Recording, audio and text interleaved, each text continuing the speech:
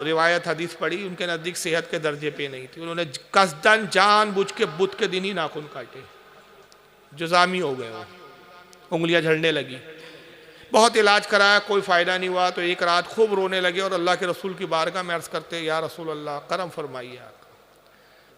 سرکار خواب میں تشریف لائے، کہا ابن حجاج کیا میری وہ روایت تیرے کانوں تک نہیں پہنچی کہ بدھ کے دن ناخن نہ کاٹو ورنہ جزامی ہو جاؤ گے؟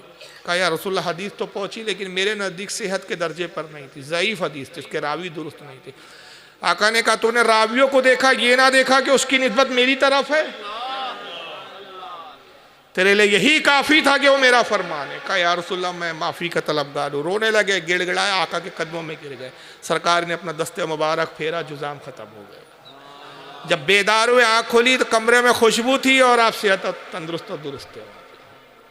تو ضعیف حدیث بھی جو ہے نا قابل اعتبار ہوتی ہے۔ اعلیٰ حضرت کا اس پہ کیا عمل ہے معلوم ہے؟ اعلیٰ حضرت ہے کہ ہوئی امام عشق و محبت نہیں بنے ہیں وہ۔ مکہ میں دوسرے بار جب حج کے لیے تشریف لے گئے تو شیخ ابو صالح کمال مکی رحمۃ اللہ علیہ بہت بڑے مکہ کے عالم تھے، عربی عالم تھے، شافعی المسلک تھے، حالانکہ وہ شافعی مسلک کے عالم تھے۔ اعلیٰ حضرت سے بڑی عقیدت تھی، انہوں نے اعلیٰ حضرت کو اپنے گھر میں قیام کروایا۔ ان کا گھر بالکل حرم کے قریب تھا، حرم سے لگ کر تھا، اور ایسا کمرہ تھا ان کا کہ کمرے سے جب وہ جھانک کے دیکھتے تو خانہ کعبہ نظر آتا تھا۔ اور مکہ کے اتنے عزت والے عالموں میں شمار ہوتا تھا کہ جب بادشاہ وقت کے دربار میں پہنچتے تھے اس زمانے میں، جو محمد علی پاشا ترکی بادشاہ تھا اس وقت، وہاں بادشاہ اپنے بازو ان کے لیے کرسی لگاتا تھا، یہ ان کا احترام تھا۔ اعلیٰ حضرت سے بڑی عقیدت تھی، اعلیٰ حضرت کو بہت مانتے تھے۔ اتفاق سے اعلیٰ حضرت کی طبیعت علیل ہو گئی، بیمار ہوئے، اور اتنا تیز بخار آیا اعلیٰ حضرت کو کہ پوچھئے مت، چلنا پھرنا بھی 2 بار ہو گیا بخار کی وجہ سے، بدن تپ رہا ہے اور کانپ رہا ہے بدن۔ آپ نے طبیب کو بلایا، شیخ ابو صالح کمال نے، طبیب نے آیا، دوا دی اور بڑی سختی کے ساتھ تاکید کی، کہا کہ مولانا کچھ بھی ہو جائے کم از کم 15 دن تک آپ پانی سے بچ کے غسل مت کیجیے، اگر آپ پانی میں بھیگ گئے غسل کیا آپ کا بخار بڑھ جائے گا۔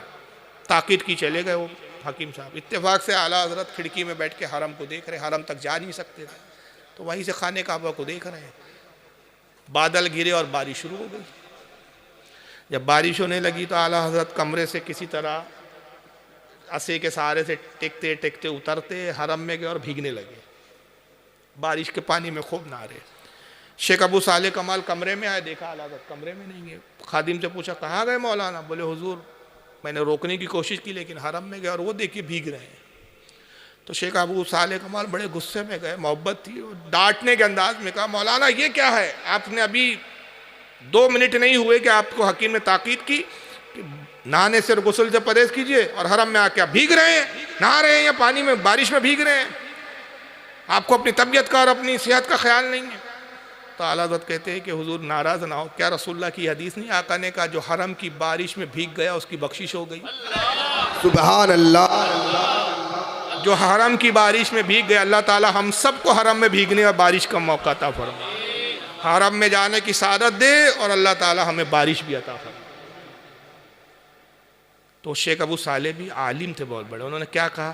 مولانا حدیث تو ہے لیکن حدیث ضعیف ہے، اس کے فلاں راوی میں ضعف ہے، اس کے 2 راوی ساقط الاعتبار ہے، اعتبار کے لائق نہیں۔ لیکن حالات کا جواب سنیے، بس یہی جواب عشق کی جان ہے اور یہی ہم اہل سنت و جماعت کا وطرہ ہے، طریقہ ہے۔ کیا حالات کہتے ہیں؟ شیخ ابو صالح نے کہا مولانا حدیث تو ہے لیکن یہ ضعیف ہے۔ حالات کہتے ہیں حدیث تو ضعیف ہے لیکن اللہ سے امید تو بہت قوی ہے، اللہ سے امید تو بڑی مضبوط ہے، راوی ضعیف ہے، اللہ کی امید تو کمزور اور ضعیف نہیں ہے۔ شیخ ابو صالح کوئی جواب نہیں سکے۔ اعلیٰ فرماتے ہیں کہ بارش سے بھیگنے کی برکت یہ ہوئی کہ حکیم نے اس پانی سے بچنے کے لیے کہا تھا اور اسی سے مجھے صحت ہو گئی، بخار بڑھنے کی بجائے الٹا اتر گیا۔ تو بہرحال بات دور تک چلے گئی، بس اس پر میں اختتام کر رہا ہوں کہ انہوں نے جناب نے ابھی جو کہا، سوال جو تھا، میں نے جرجس کی جو ویڈیو دکھائی تھی وہ دکھانے کا مقصد کیا تھا کہ امام حضرت غوث اعظم حنبلی تھے، اس بنا پہ رفع دین کرتے، لیکن جب تک وہاں بھی جھوٹ نہ بولے وہ اپنے باپ کی اوریجنل اولاد نہیں ہوتا۔ انہوں نے کہا حضرت غوث پاک ناف پر ہاتھ باندھتے تھے۔ آئیے میں غنیت الطالبین آپ کو دکھا دیتا ہوں۔ اور یہ انہی کی آنکھ کی چھپی ہوئی ہے، ہم نے نہیں چھاپا، انہی کی آنکھ کا ترجمہ ہے۔ حالانکہ میرے پاس الحمدللہ عربی نسخہ بھی ہے دارالقطب العلمیہ لبنان بیروت کا، لیکن میں انہی کے گھر کی دارالعلم بمبئی سے چھپی ہوئی اہل حدیث جماعت کا ترجمہ وہ دکھا رہا ہوں، ذرا دیکھیے اس کے جھوٹ کو۔ صفحہ نمبر 61 ہے، جلد نمبر 1 ہے، سرکار غوث اعظم لکھتے ہیں، ترجمہ یہ کرتے ہیں حیات نماز، نماز کی حیات یعنی حرکتیں اور ارکان کا بیان۔ نماز میں 25 حیات یعنی حالتیں ہیں۔ نمبر 1، نماز کرتے وقت رکوع میں جاتے ہوئے اور رکوع سے اٹھتے ہوئے رفع دین کرنا۔ یہ غوث پاک نے لکھا ہے کہ بھئی رکوع میں جاتے وقت رفع دین کرنا اور رکوع سے اٹھتے وقت رفع دین کرنا۔ اور رفع دین وہ کیوں کرتے رہے، اس کی وجہ کیا تھی؟ حنبلی تھے، اپنے امام کے مقلد تھے۔ رفع دین کا طریقہ یہ ہے کہ دونوں ہاتھ کندھے کے برابر اٹھائے جائیں، دونوں انگوٹھے کان کی لو تک اور انگلیوں کے پورے کانوں کی بالائی حصے تک بلند ہو، یہاں تک ہاتھ اٹھانے کے بعد انہیں نیچے چھوڑ دیا جائے۔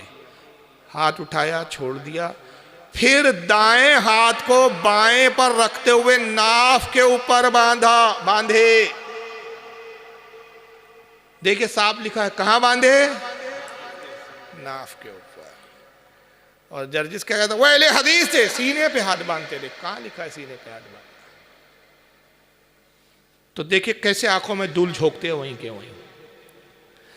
اب یہ کہتے ہیں بھئی غوث پاک اہل حدیث تھے، اچھا کس بنیاد پہ تھے؟ رفع دین کرتے تھے، تو رفع دین کرتے تھے تو اس لیے اہل حدیث تھے۔ چلو ایک کام کرو، گنیت الطالبین کو آپ کے اور ہمارے درمیان حجت بنا لیتے۔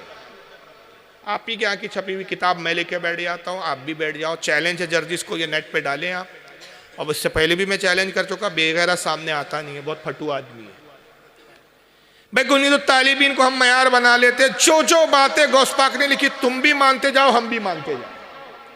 تو غوث پاک نے لکھا رفع دین کرنا، میں رفع دین کرنے کے لیے تیار ہوں۔ غوث پاک نے لکھا سورہ فاتحہ پڑھنا جنازے کے پیچھے، میں پڑھنے کے لیے تیار ہوں۔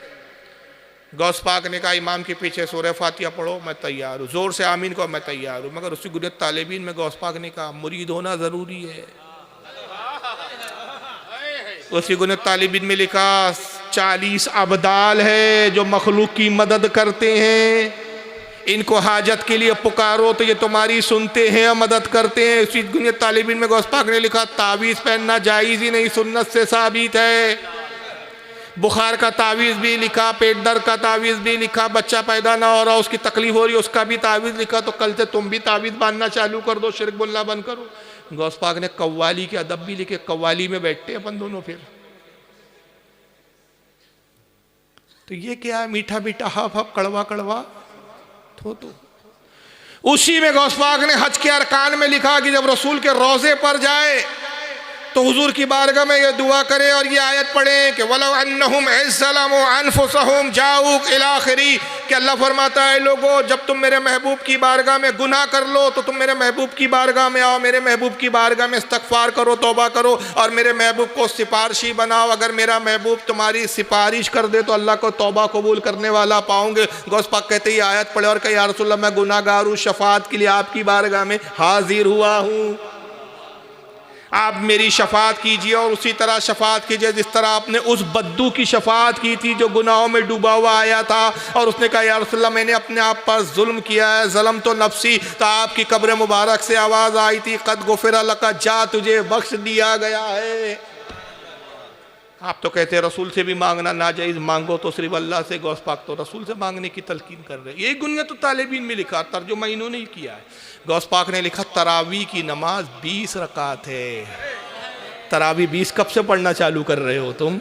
اسی گنیت الطالبین میں لکھا ہے۔ غوث پاک نے کہا شب برات کی فضیلت ہے، شب برات میں 100 رکعت پڑھنے پہ نجات و شفاعت کے مزدے ہیں۔ شب برات منانے کے عمل بھی بتایا، شب برات کی فضیلت بھی لکھی، شب برات کو تم بدعت کہتے ہو۔ تو اس گنیت الطالبین میں بہت کچھ ہے، صرف رفع دین نہیں ہے جناب۔ ہم نے رفع دین کا انکار کب کیا؟ علماء کی ایک جماعت ہے، امام شافعی کیا رفع دین ہے؟